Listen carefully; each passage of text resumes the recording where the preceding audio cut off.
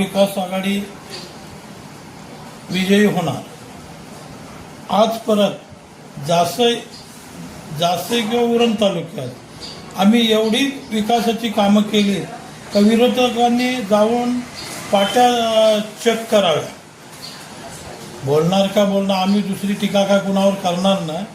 आमचं फक्त एकच हे आहे का खटारा चिन्हावर आणि आताच्या पंजावर शिक्का मारून जासई आणि चिर्ले मतदारसंघात आणि जासई पंचायत समिती मतदारसंघात हे तिन्ही उमेदवारांना निवडून आणणार ही माझी अपेक्षा आहे। जय हिंद जय महाराष्ट्र।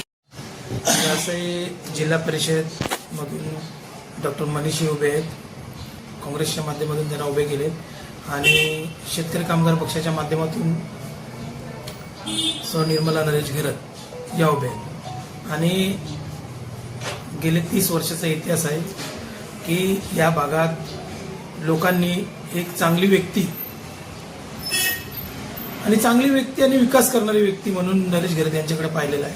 त्याच्यामुळं महाविकास आघाडीच्या माध्यमातून त्या निवडून येतीलच, भरघोस मतानं त्या निवडून येतील। आणि या विभागात या इलेक्शनच्या दरम्यान टीका टिप्पण्या होतात, हे टीका टिप्पण्यांवर आम्ही बोलणारी माणसं नाही का आम्ही विकास कामाच्या माध्यमातून लोकांच्या घरी पोहोचतो। लोकांना आम्ही रात्री 2ला असू 4ला असू द्या, जे पण लोक काम घेऊन येतील ते आम्ही करतो। त्याच्यामुळं विजय हा निर्मला नरेश घरत यांचा निश्चित असेल।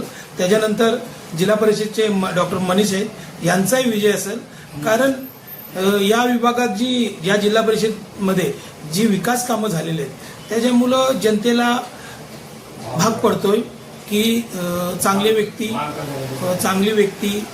पंचायत समितीला निर्मल नरेश घरत आहेत किंवा डॉक्टर मनीष हे उभे आहेत। तर महाविकास आघाडीच्या माध्यमातून त्यांचा विजय होणार, कारण त्यामध्ये काँग्रेस, राष्ट्रवादी काँग्रेस, शेतकरी कामगार पक्ष, मनसे, वंचित, शिवसेना, बहुजन विकास असे सर्व जे महाविकास आघाडीमध्ये जे घटक आहेत ते आहेत आणि त्यांची सर्वांची इच्छा आहे की विजय हा नक्कीच आहे। या जनतेचा कौल हा महाविकास आघाडीच्या माध्यमातून असेल आणि नरेश घरत किंवा निर्मला घरत यांच्याकडनं एक विकास पुरुष हे बघितलं जातं त्यांना।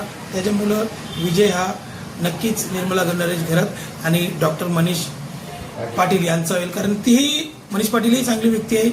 काँग्रेसच्या माध्यमातून जनतेशी त्यांचा दांडगा अनुभव आहे। नरेश घरत यांची गेली 30 वर्षे गेलीत राजकारणामध्ये, पंचायत समितीमध्ये जे 15 ते 20 वर्षे गेलेले आहेत आणि सरपंचमध्ये, त्याच्यामुळं विजय हा निश्चितच त्यांचा होईल।